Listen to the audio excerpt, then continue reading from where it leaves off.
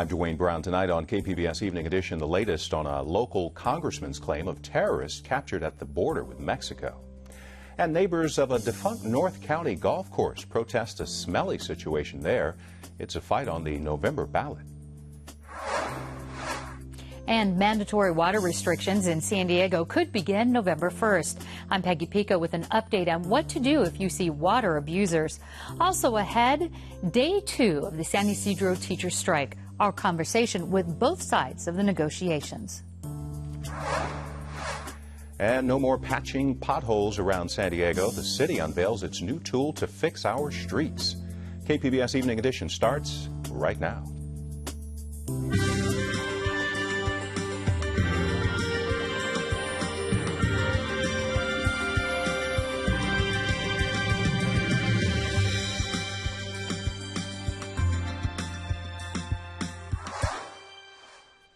Hi, good evening. Thanks for joining us. San Diego Congressman Duncan Hunter is sticking by his claim Islamic State fighters have been trying to sneak across the southern border, even though Homeland Security says the claim is categorically false. KPBS Front Terrace reporter Jill Replogle has been following this story, and she joins us from the newsroom. On Tuesday, Hunter said at least 10 ISIS fighters were caught in Texas, Jill, and Homeland Security said it's not true. So what are Hunter's people saying now? Well, they backed down a little bit. They're still saying that people were captured. I got an email last night from Hunter spokesman Joe Casper, and he said, quote, officials have confirmed the apprehension of foreign nationals with ISIL affiliation. Remember, ISIL is another acronym for ISIS. Casper also wrote that a denial by DHS fails to account for information confirmed by other entities through their own sourcing. He doesn't say who those other entities are. Hunter told Fox News he got the information from the Border Patrol. The vice president of the Border Patrol's union says he hasn't been able to confirm Hunter's claim, but he does think there is an element of truth to it. He thinks somebody with a connection to ISIS was arrested near Texas. Sean Moran is the name of the Border Patrol spokesperson, union spokesperson, let's be clear. He says he doesn't know how nebulous that connection might be, but he does think there is some truth there. But, Jill, there's still no confirmation of any of this? No, no confirmation. Hunter's running in the election that's coming up in November against Democrat James Kimber. Kimber says that the claim is ludicrous. I talked to him this morning, and he says, yes, we need to protect our borders. We need to take this threat seriously if there is one. But he says to make a statement like Hunter's when there's no credible information to back it up is reckless. All that said, ISIS has threatened to attack the U.S., right? Yes, and the Department of Homeland Security says it's on the lookout for any such activity. But there's really never been any confirmed case of a terrorist coming into the U.S. through the southern border and committing an act of terrorism. Front Terrace reporter Jill Replogle.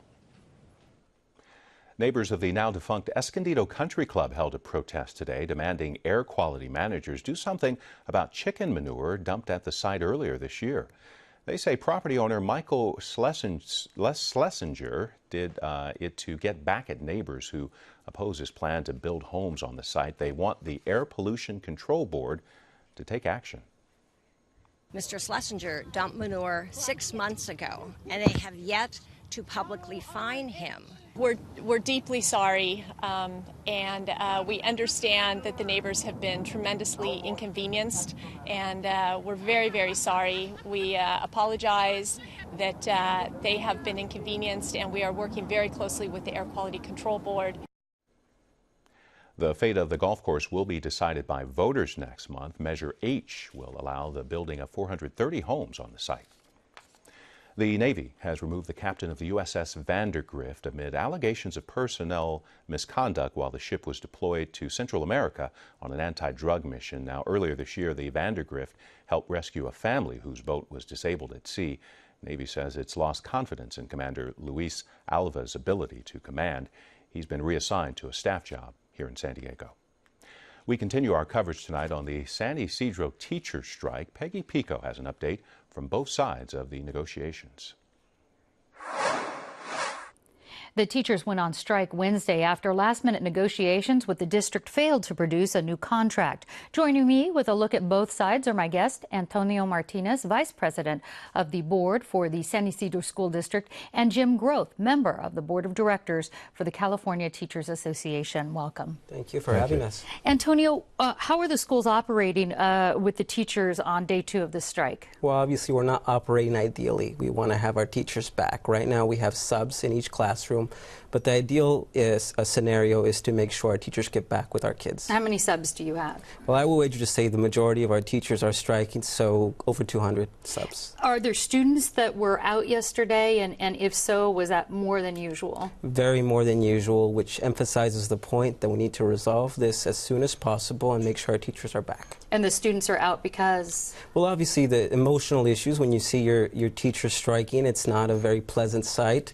When you see the situation as the way it is, it's very horrible. And you know, to be honest, a lot of parents are supporting our teachers because they feel that they want to make sure our teachers are respected, and more importantly, that we resolve this as soon as possible. And speaking of that, Jim, I understand that at this week's bargaining session, the district offered teachers a 2% salary increase for this year, and I believe a 1.54% raise for each year over the next 2 years. Why was the union dissatisfied with that proposal? Well, we were encouraged by the proposal because we now understand that, yes, there is money there and there is money available. However, it came with strings attached. It was with more work time. So if you work in a regular position, not a school position, but a regular position, you work Monday through Friday, and your employer said, we're going to give you a pay raise, but you have to come in and work on Saturday, that's not a pay raise. And everyone knows that teachers work 7 days a week, all year long. They work well beyond the hours that they're at school. And so it's important to recognize and honor that time. And also, because it's been since 07-08 was the last time that teachers in San Ysidro received a pay increase, that be recognized also. And Antonio, your response to that teachers adding an extra day isn't really a salary raise? I think the bigger issue to talk about, instead of financial situation, is building back our trust with our teachers, trust and communication. If you tell me how to resolve this problem, it's going to be going back to the negotiating table, having that open conversation, open communication with our staff, and with trust and communication, we'll get respect for each other, mutual respect. And once we start doing that, I believe we'll find a solution to ending the strike. When it comes to salaries and extra work days as Exactly. well. Well, I know at last night's meeting, trustees were supposed to consider imposing a 6.5% reduction in salary, but that was taken off the table. It was taken off the table. Well, I don't know the exact reasons. I do know that I was opposed from the beginning, and I would have voted no when it came down to it.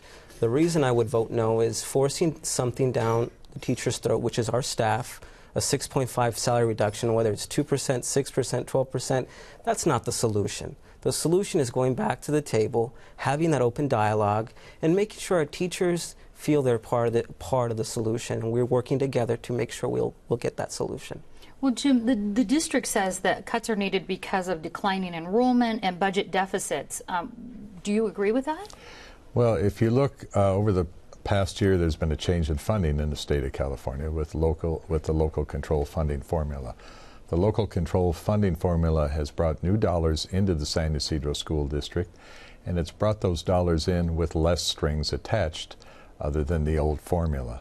And so there's a lot more flexibility, and we're willing to sit down with the district and show the district exactly how, with local control funding formula, you can use part of those funds to retrain and to recruit new teachers and keep those teachers there. And you're going to have to do that with a fair salary and also with health benefits that need to be increased because San Ysidro has the lowest contribution to health benefits in San Diego County.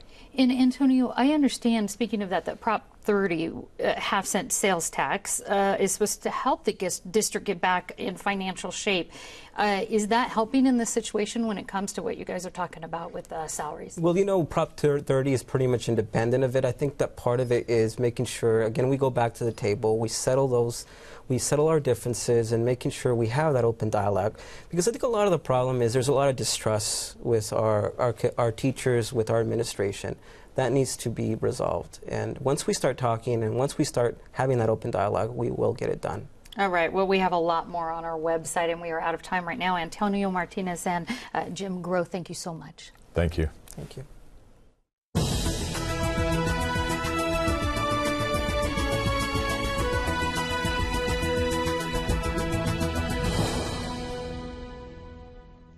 The race for San Diego's 52nd Congressional District has attracted national attention and money. That's because it's one of the few House races that's a toss-up.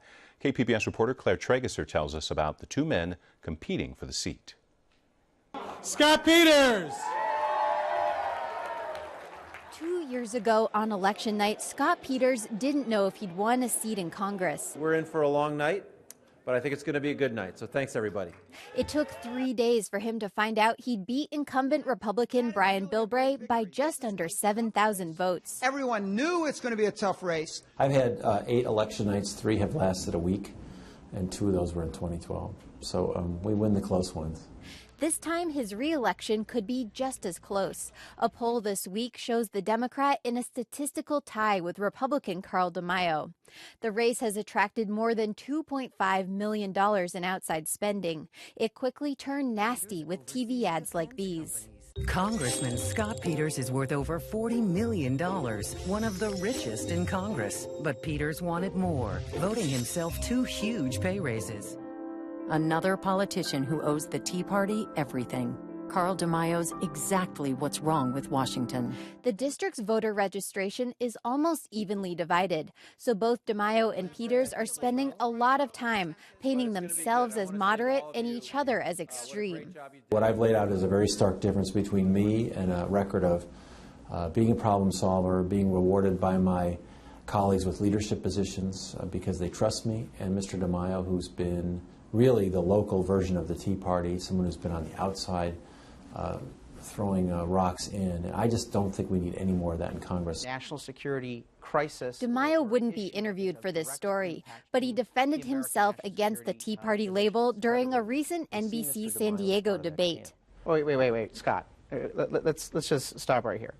You want to continue to apply labels to me because you can't defend your own record. So you can call me names all you want. All right, I haven't sat there and called you names. I have issues that I disagree with you on. And there are differences in our records in the way in which we approached issues. But to sit there and say, I'm just going to call my opponent a Tea Party right-wing nutjob extremist, Scott, it's dishonest, it's divisive, and it's what's wrong with politics today. In a KPBS questionnaire, both candidates stated very similar stances on many issues. Neither wants to repeal the Affordable Care Act. Both believe climate change is caused by humans, and neither wants to restrict a woman's right to an abortion. But Peters says DeMaio's moderate stances are new. Elect Peters to Congress to protect women's health. Peters points out he's been endorsed by Planned Parenthood, while DeMaio has never filled out the group's questionnaires. I think 2 or 3 weeks ago, he held his first press conference on women's issues. Didn't even have anything on his website, and came out supporting Lilly Ledbetter Act, which has already been on the books for 5 years, so it's about time. Supported the Republican birth control idea, which provides birth control over the counter, but doesn't provide a guarantee that it will be paid for. And would take away overtime in place of compensatory time. And these kinds of, that was his women's program. And that's 3 weeks old. Do you know Scott Peters? DeMaio repeatedly attacks Peters for taking government perks while serving in Congress and on the San Diego City Council. Privileged Peters, a millionaire, elected to take a taxpayer-funded car allowance to pay for his luxury BMW. This is the same privileged Peters that lives in this luxury home and double-dipped on the taxpayers by taking his pension early. The whole thing's ridiculous because the whole discussion doesn't create a job, doesn't educate a kid, doesn't provide for anyone's retirement. Peters says he took the same car allowance as every other council member. He donates his city pension to libraries, and he returned $140,000 of his city council salary. KPBS verified each claim. Peters says his biggest achievement so far in Congress is helping San Diego's delegation work well together. The nicest compliment I got was when Darrell Issa told the Regional Chamber of Commerce, we have 5 members of Congress here who like each other and can work together. That's a big step forward for our delegation. And there are a lot of things that have come out of that in terms of border funding and military issues and veterans, taking care of veterans. DeMaio told KPBS's Amitha Sharma in June that if elected, he hopes to focus on a fiscal agenda. The national debt, getting jobs created, making sure that we provide quality services, particularly for our veterans, for example, just recent news issue there. But the list goes on of programs that people look to that are not meeting the mark, and that's where our elected officials should be spending their time and their energy. The election is on November 4th.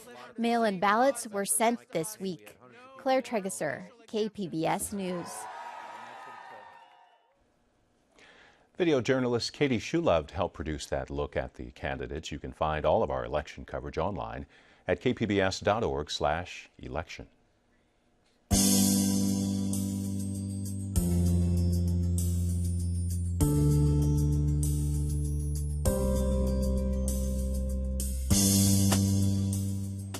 If you stopped into Dairy Queen for a cool treat in the past couple of months, you might want to take a look at your bank records. Dairy Queen is the latest company to report a data breach in its payment systems. It happened between August and September at close to 400 locations. The company is offering free identity repair services to customers. One of San Diego's biggest brewers is expanding to the East Coast. Stone Brewing Company plans to open a facility in Richmond, Virginia. The area has more than 80 craft breweries, including San Diego's Green Flash Brewing. From beer bottles to water bottles, Nestle's water company got targeted by protesters today in Sacramento. They say Nestle is taking 88 million gallons of water from the state's aquifers every year, bottling it and selling it back to customers. They say if Californians have to conserve, Nestle should too. The company says it pays for the water just like any industrial user. You know, we're using about 2/1000ths of 1% of the total water use. So we're nowhere near the top 10 water users in Sacramento. So kind of gives you the perspective on our water use. The protesters say they'll also be looking at other companies to check their water use. More water restrictions for the city of San Diego could start next month. Peggy Pico has an update on reporting abusers and business restrictions. Right now, restrictions on water use in San Diego are voluntary, but city leaders are pushing to make them mandatory by next month. Joining me with where we stand now and what might change is my guest, Hala Razak, Director of San Diego's Public Utilities Department. Welcome. Thank you. Hala, San Diego just implemented voluntary restrictions back in July. It's only been a few months, so why are you recommending stricter restrictions now, and how are they different from the ones we just saw in July? While San Diegans have done an outstanding job in conserving, and water use is substantially lower than it was in the past, the water supply conditions have changed quite a bit. We have less water in our reservoirs. The drought is really continuing, very hot temperatures, and the prognosis for El Nino condition has weakened substantially. So we believe this is an appropriate time for us to be going to the second level. And if you could just highlight, how is it different from what we had heard back in July, aside from being mandatory? The watering times are now only maximum 3 days a week, and those days will be assigned depending on the addresses, whether they're odd or even, and whether you're a business or a commercial entity. So those will be specific to folks, and they need to follow them. Also, there will be no operation of any ornamental fountains unless it is for maintenance, and no washing of cars unless you're using a bucket or you are using a hose with a shut-off nozzle. All right, and I want to move on to some pictures that the San Diego coastkeepers took over the last few weeks of local water wasters in public and business areas. This is Mission Bay Park on September 4th. We see sidewalk overspray here. Also at the Balboa Avenue Shopping Center on September 30th, there's overspray there. And then we're looking at runoff from MTS power washing near the trolley downtown on September 15th. Are there any water restrictions for businesses, public areas like public parks or public golf courses? Yes, the same water restrictions apply to not only residential properties, but also businesses and commercial properties as well. I know the city's public utility department says that except for the South Bay, as you were talking about, San Diego residents reduced their water use by 6% in September compared to last year. What is the department doing to educate people to make this possible? We're doing a lot. We are out there on social media. We are doing interviews. We're going to community events, educating everybody about the need to conserve. Are people that are conserving, residents I'm thinking mostly, are they seeing lower water bills? Yes, of course they are. Okay, so there's no sort of I know there was some problems in the past where you might conserve, but because there was a drought, there was also an increase on water rates. That's not happening. No, it's not. Since July, I know the city, I understand, has averaged about 300 calls per month to the hotline. Yes. Where people are reporting water abusers or water overusers. And today, I understand the mayor released an app called Report Water Waste to make the reporting even easier. What are the fines under the new restrictions and how would they be enforced? What we are doing, we're not really concentrating on fining folks. We're concentrating on education.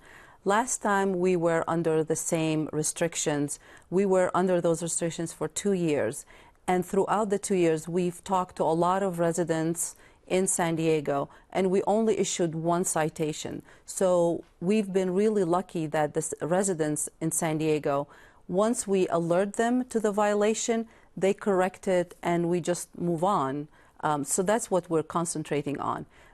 Last time, the violation was $100, that 1 citation that we issued. So we are going to, this time again, be concentrating on educating the public and making sure, because when there is a violation, that individual is wasting their own money. That's why they correct it usually pretty quickly. Now, if the council approves the drought alert mandatory restrictions, how long would they be in place and what would move us to even further restrictions? So those restrictions will stay until the conditions change. And by that I mean if the hydrology improves drastically and the council deliberates over that and decides that they should be lifting these conditions, that will be the decision at that time.